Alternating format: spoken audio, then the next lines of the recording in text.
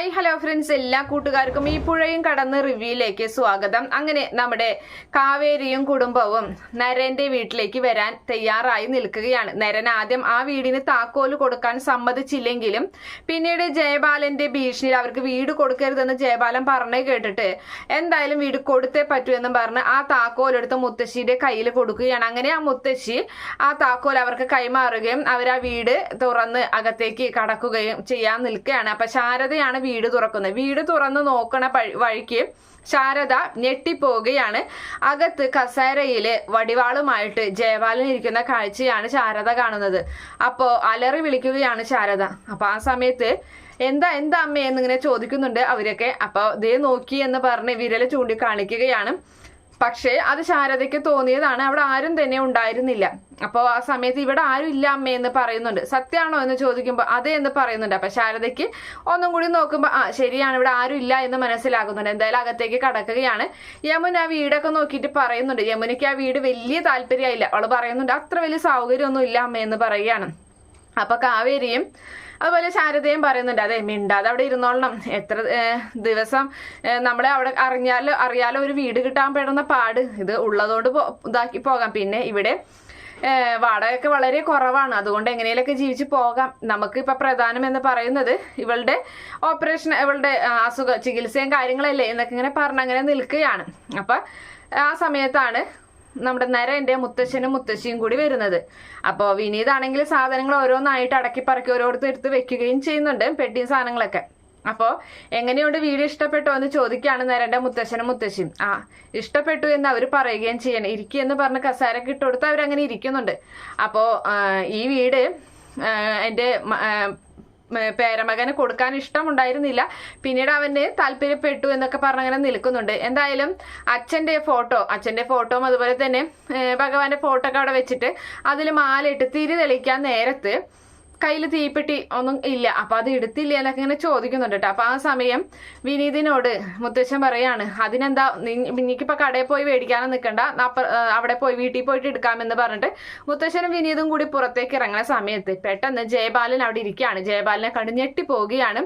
അപ്പോ മുത്തശ്ശൻ അറിയില്ല ഇത് ആരാണെന്നുള്ളത്, ഇത് ആരാ എന്ന് ചോദിക്കുന്നുണ്ട്. അപ്പൊ ആ സമയം ഉടനെ തന്നെ വിനീത് അമ്മയെയും ഗംഗയെയും മറ്റുള്ളവരൊക്കെ വിളിച്ചു വരുത്തുകയാണ്. അപ്പൊ അവരൊക്കെ പുറത്തേക്ക് വരുമ്പോൾ കാണുന്ന കാഴ്ച ഈ ജയബാലൻ അങ്ങനെ നിൽക്കുകയാണ്. നിങ്ങൾ എന്താ വിചാരിച്ചത്? എന്റെ കണ്ണ് വെട്ടിച്ചിട്ട് ഇവിടെ സുഖമായി ജീവിക്കാന്ന് വിചാരിച്ചു, പക്ഷെ നടക്കില്ല മക്കളെ. കാവേരിയോടാണ് വെല്ലുവിളി മുഴുവനും. അപ്പൊ വിനീത് പറയുന്നുണ്ട് നിങ്ങൾ ഇവിടുന്ന് പോയേ, ഇത്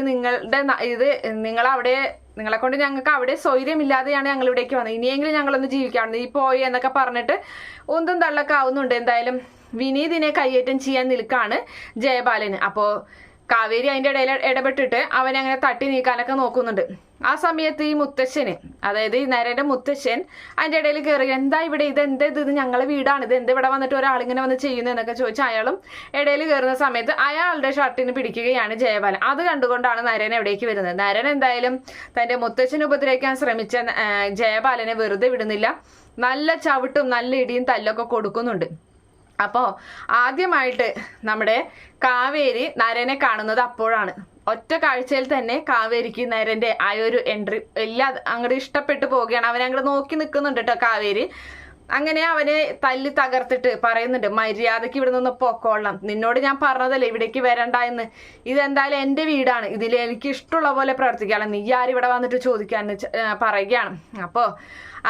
അപ്പൊ ജയബാലനും വെല്ലുവിളിക്കുന്നുണ്ട് നിനക്ക് എന്നെ ശരിക്കറിയില്ല, നീ പുഷ്പവാടിയിൽ വന്ന് ചോദിച്ചു നോക്കടാ, അപ്പോഴറിയാടാ എന്റെ സ്വഭാവം ഞാൻ ആരാണെന്നുള്ളത് എന്ന് പറയുമ്പോ കാവേരി അവിടെ നിന്ന് വിളിച്ചു പറയുകയാണ് അറിയാനൊന്നുമില്ല, ഒരു ക്രൂരൻ, ഒരു ദുഷ്ടൻ, അത്രേ തന്നെ ഉള്ളൂ എന്ന് പറയുകയാണ്, ചതിയൻ എന്നൊക്കെ പറയുകയാണ്. അപ്പൊ അത് കേട്ടിട്ട് നരൻ ഒന്ന് തിരിഞ്ഞു നോക്കുന്നുണ്ട്. അപ്പോഴാണ് കാവേരിയെ നരൻ കാണുന്നത്.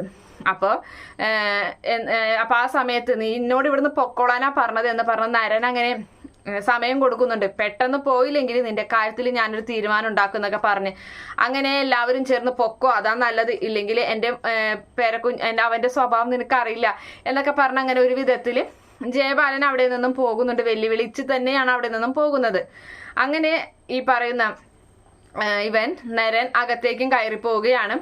അപ്പോ ഈ മുത്തശ്ശനും മുത്തശ്ശിയും ചോദിക്കുന്നുണ്ട്, അല്ല എന്താ പ്രശ്നം, ഇവിടെ എന്താ നടന്നത്, ആരാ അത്, അല്ല നിങ്ങളുടെ അച്ഛനെ ഇവിടെ എന്നൊക്കെ ചോദിക്കുന്നുണ്ട് പിള്ളേരോട്. അതുപോലെ ശാരദയോട് ഇങ്ങനെ ആ ഭർത്താവ് എന്തെന്ന് ഇങ്ങനെ മാലയിട്ട് കത്തിച്ചപ്പോൾ അവർക്ക് മനസ്സിലായി എന്തായാലും അച്ഛൻ ജീവിച്ചിരിപ്പില്ല, അപ്പൊ എന്താ പറ്റിയെന്നൊക്കെ ചോദിക്കണം. അപ്പൊ അച്ഛനെ കൊന്നത് ഇയാളാണെന്നും തന്റെ സ്വത്തുക്കളൊക്കെ ഇവര് തട്ടിയെടുത്ത കാര്യങ്ങളെല്ലാം തന്നെ ജയബാലൻ ചെയ്ത എല്ലാ ക്രൂരതയും മുത്തശ്ശനോടും മുത്തശ്ശിയോടൊക്കെ പറയുന്നുണ്ട്.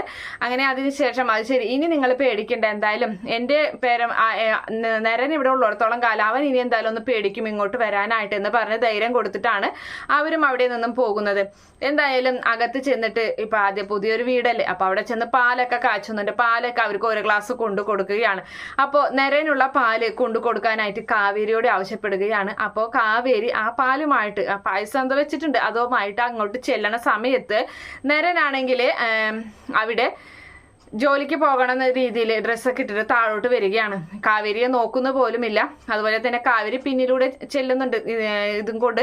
പക്ഷെ ഒരിക്കലും അവൻ നോക്കാതെ അവളെ കയ്യിലുള്ള പാല് അവന്റെ കൈ അറിയാതെ തട്ടി തെറിപ്പിച്ചു പോവുകയും കാറിൽ കയറി അവൻ അവിടെ നിന്നും പോവുകയും ചെയ്യുകയാണ്. അങ്ങനെ അതിനുശേഷം കാവേരിക്ക് അപ്പോൾ ഒരു ഇത്, ഇനിയിപ്പോ ഇയാള് വലിയ അഹങ്കാരിയാണോ എന്നുള്ളൊരു ഭാഗത്തിലും അങ്ങനെ നിൽക്കുന്നുണ്ട്. അതേ സമയത്ത് പിന്നീട് നമ്മുടെ നരൻ ഫോൺ ചെയ്യാണ്. അപ്പൊ ഭയങ്കര ഒച്ചത്തിലാണ് ഫോൺ ചെയ്യുന്നത്, നല്ല രീതിയിൽ ഷൗട്ട് ചെയ്യുന്നുണ്ട് അപ്പുറമുള്ള ആളോട്. അപ്പോൾ അങ്ങനെ സംസാരിച്ച് നിൽക്കണ എല്ലാവരും ഇങ്ങനെ ശ്രദ്ധിച്ച് നിൽക്കാണ് കേട്ടോ. അപ്പൊ മുത്തശ്ശി പറയുന്നുണ്ട്, എടാ നിന്റെ ശബ്ദം ഒന്ന് കുറച്ച് സംസാരിക്കണം, നീ സംസാരിക്കണ മുഴുവൻ ലോകം മുഴുവൻ കേൾക്കാലോ, അപ്പുറത്തൊരു ഫാമിലി താമസിക്കണേന്നും കൂടി നിനക്ക് ഓർമ്മയില്ലേ എന്നൊക്കെ ഇങ്ങനെ പറഞ്ഞു നിൽക്കുന്നുണ്ട്. അപ്പൊ ആ സമയത്ത് വിനീത് നരന്റെ അരികിലേക്ക് വരികയാണ്, ഒന്ന് പരിചയപ്പെടാമെന്ന രീതിയിൽ. അങ്ങനെ വന്നിട്ട് ഞാൻ അപ്പുറത്തെ താമസിക്കാനാണ്, എൻ്റെ പേര് വിനീതാണ് എന്നൊക്കെ ഇങ്ങനെ പറയുന്നുണ്ട്. പക്ഷെ നരൻ അവന്റെ വാക്കുകൾ ചെവിക്കൊള്ളാതെ അകത്തേക്ക് കയറി പോവുകയാണ്. ഒരു ഒന്നും ഷെയ്ക്കൻഡ് കൊടുക്കുകയോ അല്ല ഒന്നും ചെയ്യാതെ അങ്ങനെ അങ്ങോട്ട് ഒരു അഹങ്കാരിയുടെ രൂപത്തിൽ അങ്ങോട്ട് അകത്തേക്ക് കയറി പോവുകയും ചെയ്യുക. എന്നിട്ട് വിനീത് ഇവിടെ വന്ന് പറയുന്നുണ്ട്, എന്തൊരു സ്വഭാവം അത്, നമ്മള് പരിചയപ്പെടാൻ ചെന്നിട്ട് ഒന്നും മൈൻഡ് പോലും ചെയ്തില്ലല്ലോ എന്നൊക്കെ ഇങ്ങനെ പറഞ്ഞ് അവരും അകത്തേക്ക് പോവുകയാണ്. എന്തായാലും കാവേരി ഈ പറയുന്ന നരനെ നോക്കി നിൽക്കുകയും ചെയ്യുന്നുണ്ട്, ഇയാളുടെ സ്വഭാവം പിടികിട്ടുന്നില്ലല്ലോ എന്നുള്ള രീതിയിൽ. അങ്ങനെ അതിനുശേഷമാണെങ്കിൽ നമ്മുടെ നരൻ അകത്തേക്ക് പോവുകയാണ്. പക്ഷേ ഈ പറയുന്ന ജയബാലൻ രണ്ടും കൽപ്പിച്ച് തന്നെയാണ് നിൽക്കുന്നത്.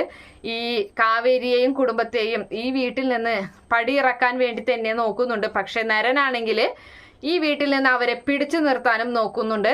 എന്തായാലും നരനും ജയബാലും തമ്മിൽ നല്ല സ്റ്റണ്ടും കാര്യങ്ങളൊക്കെയാണ് വരാൻ പോകുന്നത്. കാവേരിക്ക് പ്രൊട്ടക്റ്റ് ആയിട്ട് തന്നെയാണ് നരൻ നിൽക്കുന്നത്. തന്നെയല്ല നമ്മുടെ കാവേരിയുടെ കഴുത്തില് ഈ നരൻ താലി കെട്ടുകയും ചെയ്യുന്നുണ്ട്.